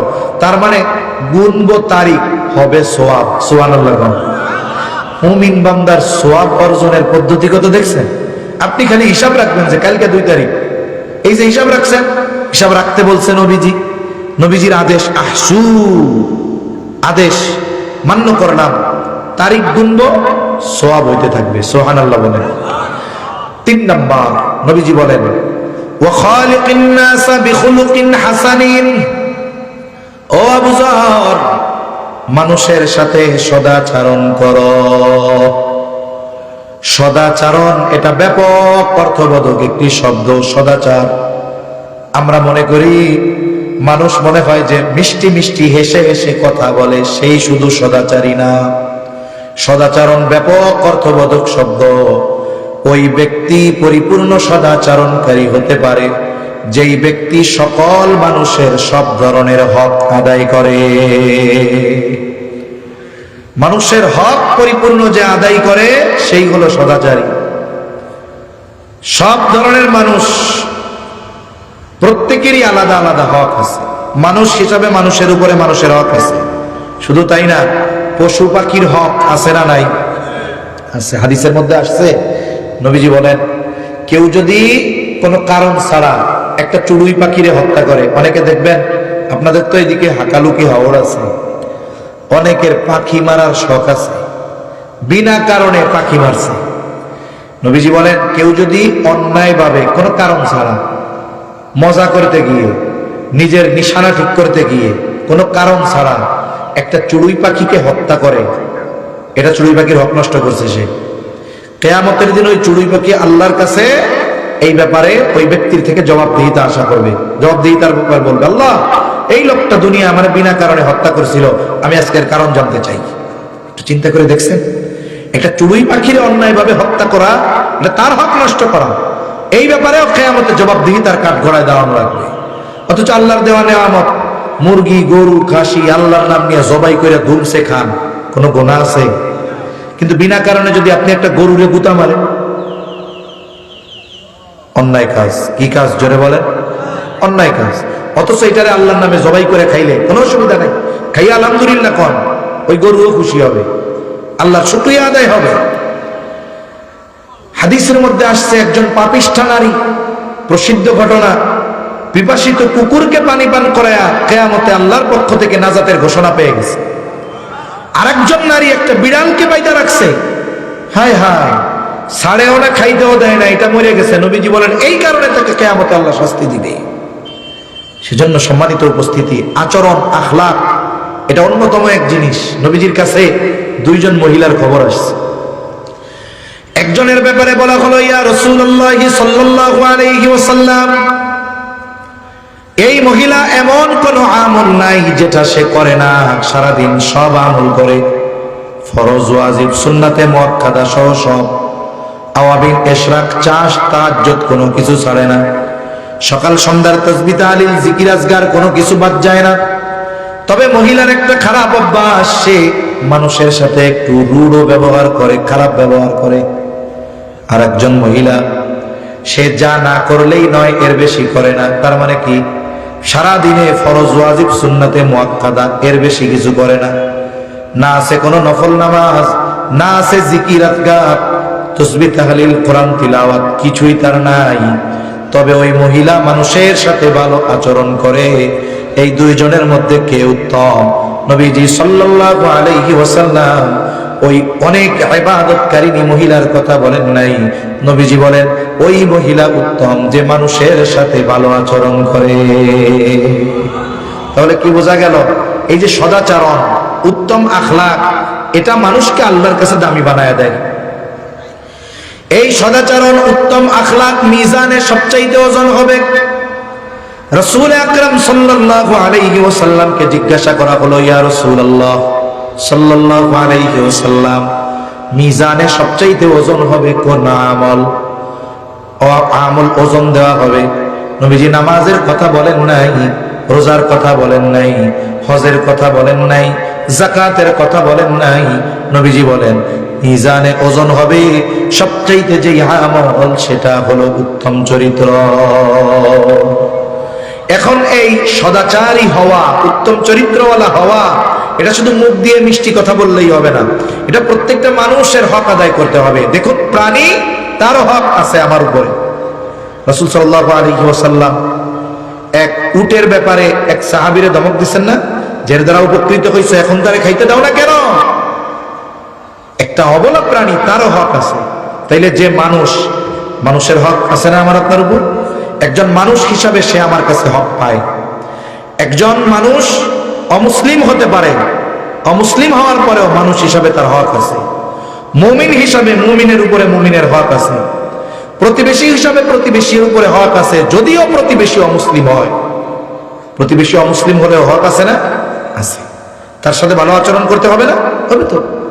আমরা তো মুসলিম প্রতিবেশীর সাথেও ভালো আচরণ করি না, অথচ নবীজির কাছে আয়েশা সিদ্দিকা রাদিয়াল্লাহু তাআলা আনহা বলতেছেন, ইয়া রাসূলুল্লাহ সাল্লাল্লাহু আলাইহি ওয়াসাল্লাম, আমার দুইজন প্রতিবেশী, একজন মুসলিম আর একজন ইহুদি। ইয়া রাসূলুল্লাহ, প্রতিবেশী হিসাবে কে আমার কাছে বেশি হক পাও না? নবীজি এইখানে ধর্মীয় পরিচয়কে প্রাধান্য দেন নাই। নবীজি বললেন, আয়েশা, যার দরজা তোমার দরজার বেশি কাছে, প্রতিবেশী হিসাবে সে তোমার কাছে বেশি হকদার।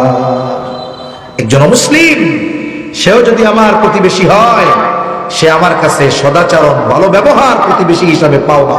সুবহানাল্লাহ, ইসলাম কত সুন্দর। আবার একজন প্রতিবেশী যদি মুসলিম হয়, তাহলে তার হক দ্বিগুণ হয়ে যায়। একে তো প্রতিবেশী হিসাবে পাওনা, দ্বিতীয়ত আত্মীয় হিসাবে হক। আবার সে মুসলিম হিসাবে হক। তৃতীয়, যদি সে আত্মীয় হয়, তাহলে আত্মীয় হিসাবে হক।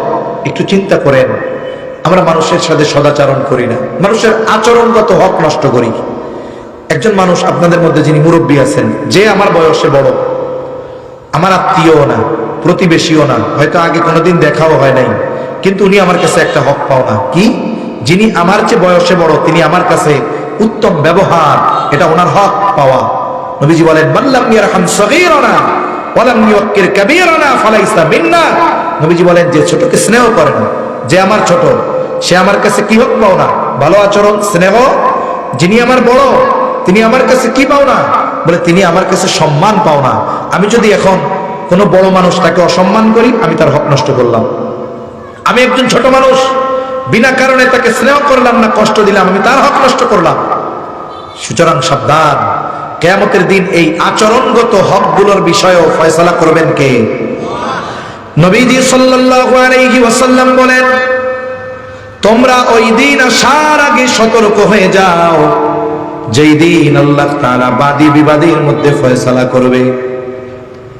নবীজি বলেন, দুনিয়াতে কেউ যদি অপরকে কথার দ্বারাও একটা কষ্ট দিয়ে থাকে, কথার দ্বারা, নবীজি বলেন, কিয়ামতের দিন এই বিষয়টার মীমাংসা, ফয়সালা যিনি করবেন, তিনি কে? একটা কথা, আমি আপনারে অন্যায়ভাবে বলছি, কষ্ট দিছি, মাফ চাই নাই, এই বিষয়টারও বিচার হবে, ফয়সালা হবে কিয়ামতে। কি জটিল অবস্থা, চিন্তা করছেন? তখন আমরা মানুষের হকের ব্যাপারে এত উদাসীন কেন? অনেক হাজী সাহেব আছে, মসজিদের সভাপতি, মাদ্রাসার সেক্রেটারি, 3 বার হজ করে আলহাজ হইছে, বোনের সম্পদ গপ গপ করে গিলা খেয়ে ফেলছে। এমন আল্লাহর ওলি আছে না নাই? অভাব নাই। অথচ নবী সাল্লাল্লাহু আলাইহি ওয়াসাল্লাম যখন দুনিয়া থেকে চলে যাওয়ার কিছুদিন আগে, আল্লাহ তাআলা যার আগে পরে সব মাফ করে দিয়েছেন, রহমতের নবী, রাহমাতুল লিল আলামিন, দুনিয়া থেকে যাওয়ার কয়েকদিন আগে সাহাবায়ে কেরামকে মসজিদে নববীর মধ্যে ডাকছেন, ডেকে বলতেছেন, অনেক কথা বলছেন, এর মধ্যে এটাও বলছেন যে তোমরা যদি আমার কাছে কেউ কোনো কিছু পাওনা থাকো, এটার দ্বারা উদ্দেশ্য হতে পারে অর্থ, হতে পারে আচরণ, কথার দ্বারা যে কোনো বিষয়। যেমন আমি যদি আপনার সাথে খারাপ ব্যবহার করি, আপনার আমার কাছে একটা পাওনা আছে। কি পাওনা? এই যে সরি বলা, ক্ষমা চাওয়া, এটা আপনার পাওনা না। শুধু টাকা পয়সা মানুষের কাছে মানুষ পাওনা থাকে না, অনেক সময় আচরণও পাওনা থাকে। যদি কেউ কিছু পাও, চেয়ে নাও। রাহমাতুল লিল আলামিন বলতেছে, আমি চাই না কেউ আমার কাছে কোনো কিছু পাওনা থাকবে আর এই অবস্থায় আমি আল্লাহর সাথে মোলাকাত করব, এটা আমি পছন্দ করি না। সুবহানাল্লাহ। অথচ আমাদের অবস্থা কি? আমরা মানুষের সাথে আচরণগত কষ্ট দেই। অনেকে আছে মা বাবার সাথেও তো এই হকগুলো নষ্ট করে বসে আছে, অনেকে আত্মীয় স্বজনের হক নষ্ট করে বসে আছে, অনেকে প্রতিবেশীর সাথে খারাপ ব্যবহার করে বসে আছে, অনেকে বোনদের সম্পদ মেরে খেয়ে বসে আছে, অনেকে বিনা কারণে মানুষের সাথে খারাপ ব্যবহার করতেছে, আছে না নাই? এজন্য সাবধান, আমরা আমার আর এক মুসলমান ভাইয়ের আচরণগত কষ্টেরও কারণ হব না। আমি আমার মুসলমান ভাইয়ের সাথে নরম থাকবো। রুহামা বাইনাহুম, সাহাবায়ে কেরামের মধ্যে কি গুণ ছিল? আশিদ্দাউ আলাল কুফার রুহামা বাইনাহুম, কাফেরদের ব্যাপারে ছিল সর্বোচ্চ কঠোর, আর মুমিনদের একে অপরের ব্যাপারে এদের পারস্পরিক সহানুভূতি, মুহাব্বত কেমন ছিল তাদের। আর আমরা মুসলমানের সাথে খারাপ ব্যবহার করি রাজনৈতিক পরিচয়কে সামনে এনে। আস্তাগফিরুল্লাহ। ওই দল করে, ওই দল করে, এই জন্য ও ওরে দেখতে পারে না, ও ওরে মারে, ওকে বকা দেয়।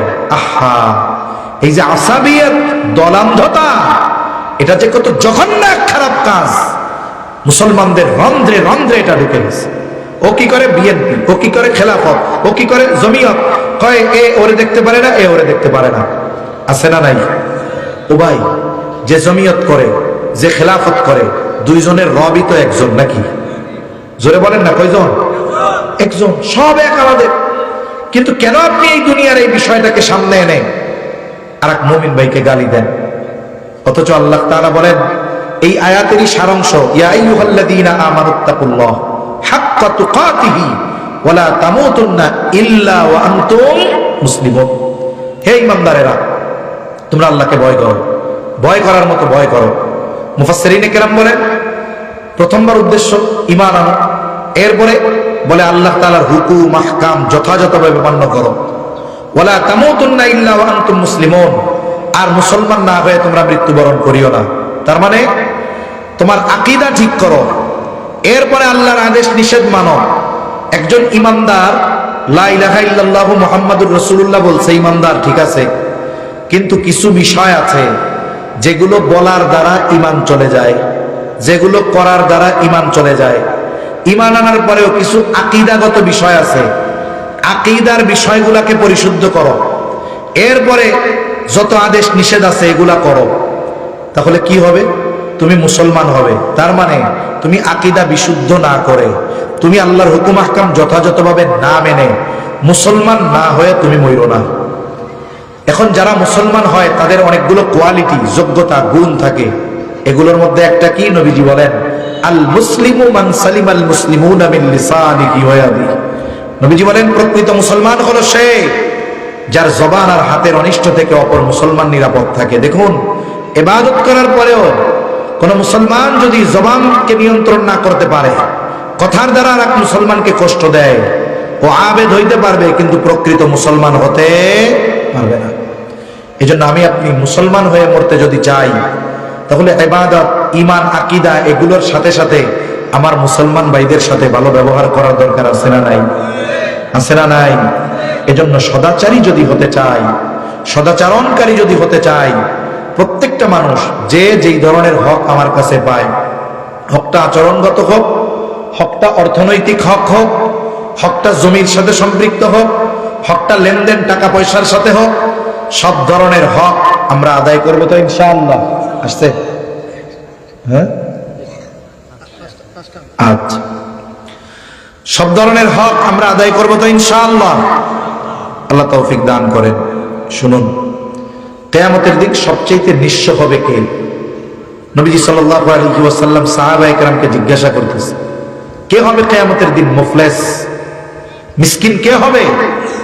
সাহাবায়ে কেরাম বললেন আল্লাহ এবং তার রাসূল ভালো জানেন। নবীজি সাল্লাল্লাহু আলাইহি ওয়াসাল্লাম তখন বললেন, কিয়ামতের দিন সবচেয়ে নিঃস্ব হবে ওই ব্যক্তি দুনিয়ায় যার আমলের অভাব ছিল না, হজের অভাব ছিল না, যাকাতের অভাব ছিল না, দান সাদকার অভাব ছিল না, কিন্তু দুনিয়ায় মানুষের হক নষ্ট করত, মানুষের সাথে খারাপ ব্যবহার করছে, মাফ চাইতে পারে নাই, আইল কুপাইয়া আর একজনের জমি নিজের জমির মধ্যে নিয়ে নিছে।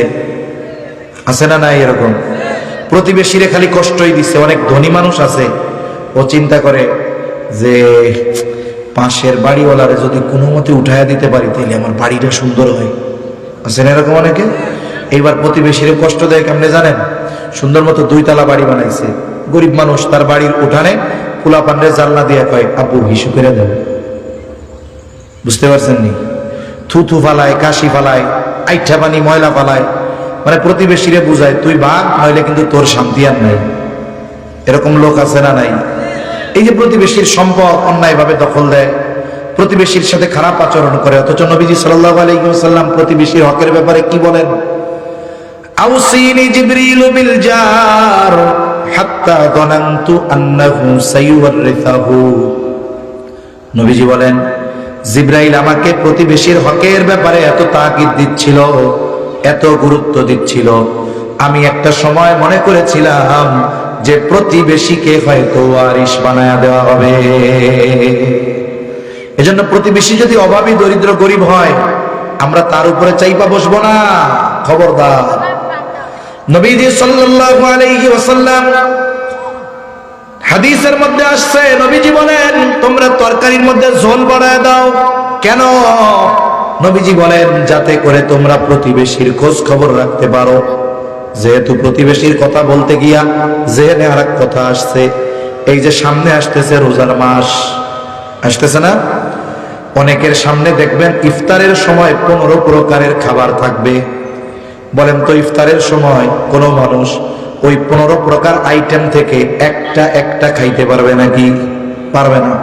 2 গ্লাস শরবত খেলে পেট ভরে যায়, কিন্তু 15 প্রকারের খাবার দাবার, ফল ফ্রুটস আছে, কিন্তু তরমুজ নাই। কি নাই? 15 প্রকার আছে, কোনটা নাই? রোজাদার আফসোসে শেষ, আরে তরমুজ নাই রে, তরমুজ যদি থাকতো কত ভালো হইতো। তার মানে ওনার ভাবসাব এরকম, সামনে 15 প্রকার ইফতার আছে, এগুলা খাইলে রোজা কবুল হবে না তরমুজ না খাইতে পারলে। উনি তরমুজের জন্য আফসোস করে শেষ, কিন্তু ওনার প্রতিবেশী সেহরির সময় ভাত রান্না করছিল, ওইটারে পানি দিয়া রাখছে, তরকারি মরকারি কিচ্ছু নেই, সামান্য একটু মরিচ পোড়া দিয়া ভর্তা বানাইয়া বৈশা রইছে, আজান দিবে, পানি ভাত দিয়া ইফতার করবে। এরকম লোক আশেপাশে আছে না নাই? আমি পেট ভইরা ইফতার করতেছি, খাইতেছি, আমার পাশে আমার আর এক প্রতিবেশী অভাবে ইফতার করার জন্য পান্তা বাতার মরিচ নিয়ে বৈশা আছে। আমি কেমন রোজাদার, আমি কেমন রোজাদার ও ভাই। এজন্য অনেক মানুষ আছে আমার আপনার আশেপাশে, উনি রোজা রাখেন, ইবাদত বন্দেগী করেন, কিন্তু রোজা রাখার জন্য ইফতার, সাহরি এগুলার টাকা অর্জন করতে গিয়ে ওনাকে জমিনে পরিশ্রম করতে হয়, কঠিন কাজ করতে হয়। এই কারণে রোজা কষ্ট করে রাখে, তারাবি পড়তে কষ্ট হয়। আল্লাহ আপনাদের যাদের সামর্থ্য দিছে, ওই বাড়ির মানুষগুলাকে আপনি আপনার মেহমান বানায় নেন রোজার মধ্যে। অন্যান্য সময় 15 প্রকার দিয়ে ইফতার করতেন, ভাই 10 প্রকার বাদ দিয়া দেন, 5 প্রকার ইফতার দিয়ে যদি রোজা ভাঙ্গি, ইফতারের সময় 5 প্রকার খাবার দিয়ে যদি ইফতার করা হয়, তাহলে তো রোজা কবুল হবে নাকি? হবে তো? আচ্ছা হবে। তাইলে আপনি এই অতিরিক্ত ব্যয়টা না করে এই টাকাটা ওই রোজাদার বাইরে দেন, যে ভাই এই যে রোজার মাস তোমারে 2 বস্তা চাউল কিনে দিলাম, 2 কেজি ডাউল কিনে দিলাম, এই যে 3000 টাকা দিলাম, তুমি এটা দিয়ে মাছ তরকারি গোশত কিনে রোজা রাখো, রোজার মাসে আর পরিশ্রম করো না। ভাইরে আমি রোজা রাখলাম, আমারটা কবুল হতেও পারে নাও পারে, ওরে সহযোগিতা করলাম, ওর রোজা কবুল হতে পারে নাও পারে, তবে ওর রোজা কবুল হইলে যেই সওয়াব পাইতো আমি অটোমেটিক ওই পরিমাণ সওয়াবের মালিক হয়ে যাব। সুবহানাল্লাহ বলেন। এজন্য এই যে রোজার মাস আমরা প্রতিবেশীর দিকে খেয়াল রাখবো তো ইনশাআল্লাহ। নবীজি এক হাদিসের মধ্যে বলেন, লাইসাল মুমিন আল্লাযী ইয়াশবাউ, ওই ব্যক্তি মুমিন নয় যে নিজে পেট পুরে খায় আর তার প্রতিবেশী পাশে অভুক্ত থাকে। এমনটা যেন রোজার মাসে না হয়। আমি আমার ইফতার, আমি আমার সাহরি এগুলো একা একা ভালো খাবো এমন নয়, আমার আশেপাশের মানুষ যারা অভাবী, দুস্থ, তাদেরকেও আমার দস্তরখানে শামিল করব, তাদেরকেও আমি একটু তাদের পাশে দাঁড়াবো।